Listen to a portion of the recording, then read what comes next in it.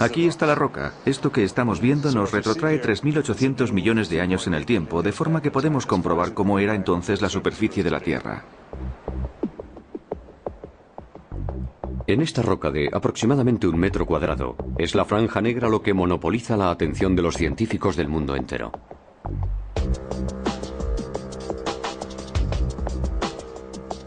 Contiene los rastros de vida más antiguos que se han descubierto hasta la fecha en nuestro planeta. Pese a disponer de una perspectiva excepcional, no podemos distinguir a simple vista los fósiles de estos primeros antepasados. La única diferencia que hay entre este gris y este negro es que este contiene carbono y que el carbono procede de organismos vivos.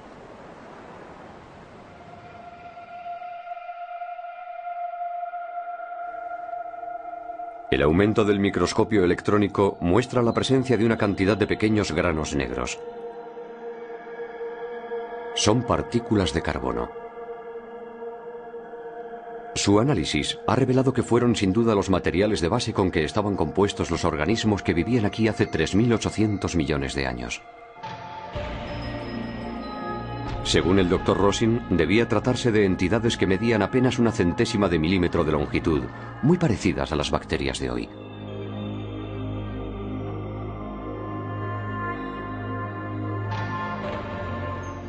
Un examen más profundo de las rocas ha despejado ciertos indicios relacionados con su modo de vida.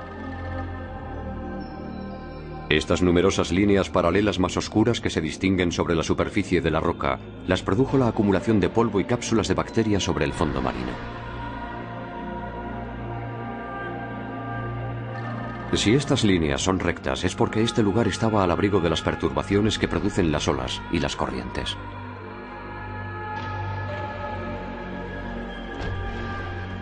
Hace alrededor de 3.800 millones de años, este lugar era un remanso de paz en el fondo del océano, a varios cientos de metros de la superficie y lejos de la costa. Y en las profundidades de este océano primordial ya se desarrollaban organismos que obtenían sin duda del agua del mar los nutrientes necesarios para su subsistencia, así como el carbono del que estaba formada su envoltura. Esta es la roca más antigua que podemos estudiar en la superficie de la Tierra, y al remontarnos con ella en el tiempo, comprobamos que ya entonces había vida. De modo que por mucho que nos remontemos en el tiempo, comprobaremos que siempre ha habido vida. Yo creo que la vida apareció en la Tierra hace aproximadamente 4.300 millones de años, desde que se formaron los océanos y se dieron las condiciones necesarias para su desarrollo. Estas huellas representan la forma de vida conocida más antigua de nuestro planeta. Son la impronta tangible de los orígenes de esta vida, que surgió en el corazón de un océano situado en un planeta lo bastante voluminoso para poder conservarlo. El principio de un largo periplo evolutivo que al cabo de 4.000 millones de años daría lugar al hombre actual. Pero aún faltaban muchas pruebas que superar. La siguiente gran amenaza vendría del espacio. Numerosos fragmentos, que nunca llegarían a alcanzar el tamaño crítico de un planeta, continuaban recorriendo el sistema solar. Y aunque la Tierra había adquirido una masa suficiente para que la vida se desarrollase en su superficie, su nueva fuerza gravitatoria había multiplicado también el número de asteroides a los que atraía. Y la energía que libera un objeto celeste al chocar contra la Tierra supera en mucho lo que somos capaces de imaginar. Nos encontramos en Arizona, en el paraje del Meteor Crater National Landmark, más conocido por el nombre de Cráter Barringer. Este inmenso cráter de 1.200 metros de diámetro es el resultado de un impacto que tuvo lugar hace aproximadamente 50.000 años. Pero ¿cuál era el tamaño del meteorito que se estrelló aquí?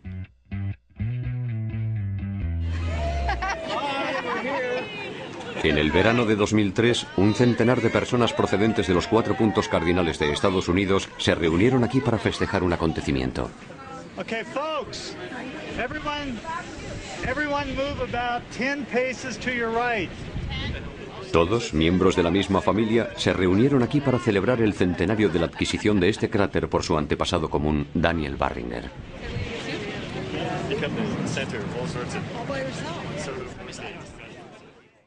Daniel Barringer era empresario. Había hecho fortuna con la explotación minera a finales del siglo XIX. En 1903 compró este cráter con la idea de extraer la cantidad de hierro y níquel que debía contener el gigantesco meteorito que lo había producido.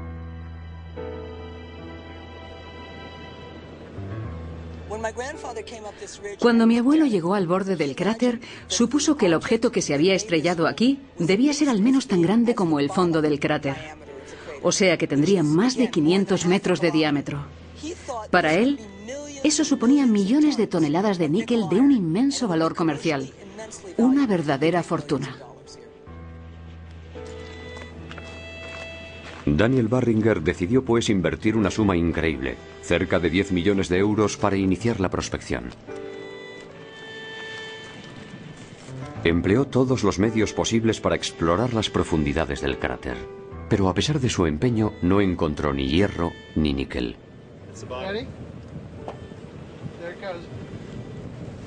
Llevaba excavando casi un cuarto de siglo cuando una publicación inesperada puso fin a su sueño.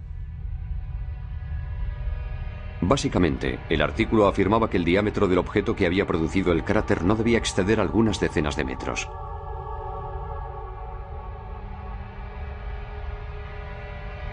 La decepción fue amarga. Obligado a abandonar su proyecto, Daniel Barringer sucumbió a una crisis cardíaca poco tiempo después. Creo que yo habría cometido el mismo error.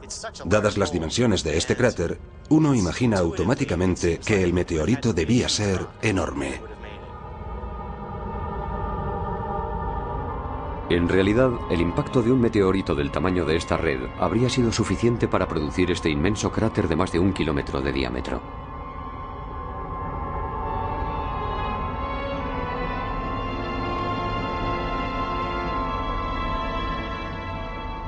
Se cree que un objeto de un tamaño infinitamente superior colisionó con la Tierra hace 4.000 millones de años.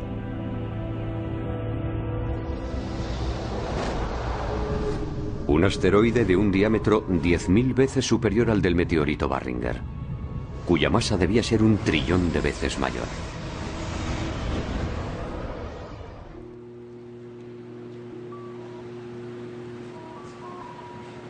El profesor Norman Sleep, de la Universidad de Stanford, y su colega de la NASA, el profesor Kevin Sanle, trabajan juntos en el estudio de los impactos de meteoritos que colisionaron con la Tierra hace 4.000 millones de años. Pero la intensa actividad tectónica de nuestro planeta hace mucho tiempo que borró de su superficie el más antiguo de sus cráteres.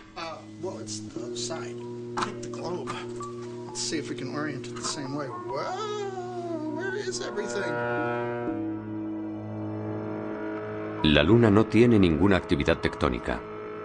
Su superficie conserva las huellas de las colisiones más antiguas. Los profesores Sleep y Sanle han intentado deducir con sus estudios la cantidad de impactos sufridos por la Tierra. Teniendo en cuenta la diferencia de tamaño y de gravedad, sus cálculos han establecido que debieron ser 25 veces más numerosos que los de la Luna.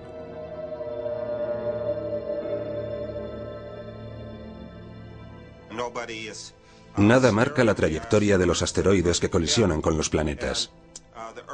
La diferencia de dimensión es la razón por la cual la Tierra sufre más impactos. De la misma forma que si unos cazadores disparasen al azar dentro de un bosque, los ciervos serían alcanzados con más frecuencia que los conejos. Hemos catalogado los cráteres más grandes de la Luna. Luego hemos aplicado un coeficiente que tiene en cuenta el tamaño más grande de la Tierra.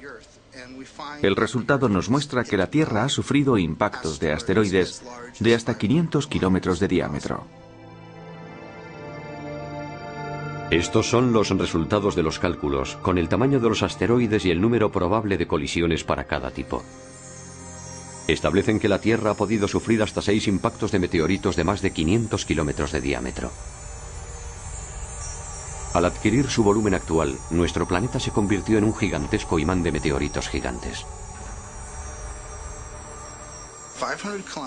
Un objeto de 500 kilómetros de diámetro que se desplaza a 20 kilómetros por segundo y se inmoviliza en 20 segundos liberando toda su energía, produce una explosión extraordinaria. En aquella época, un microbio tenía más posibilidades de sobrevivir instalándose en Marte que en la Tierra.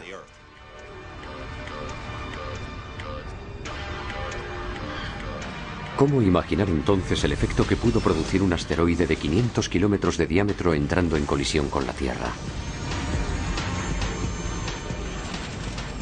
Esta reconstrucción se ha realizado bajo el control de expertos en geofísica.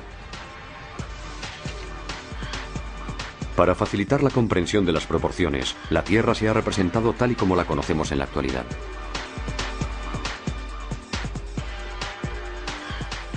Un asteroide de 500 kilómetros de diámetro es, por ejemplo, más grande que cualquiera de las islas que conforman Japón.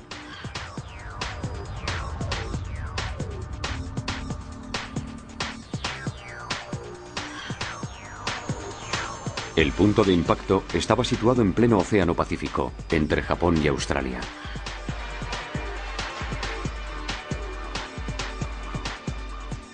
La velocidad del asteroide es de 72.000 kilómetros por hora, pero como es enorme, todo parece desarrollarse a cámara lenta.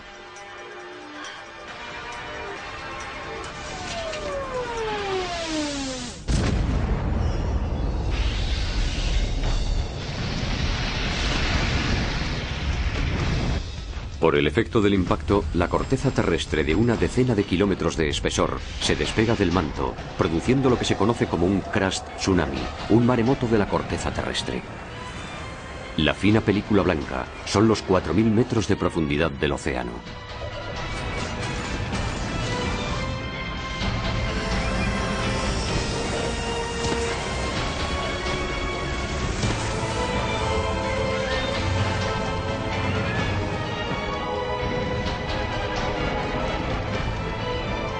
El archipiélago de Japón queda automáticamente pulverizado.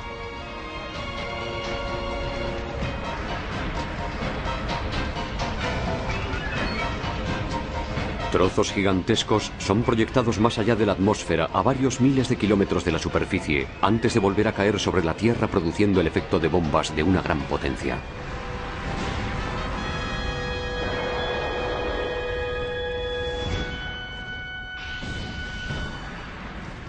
Los labios del cráter forman una inmensa cadena de montañas de 7.000 metros de altura.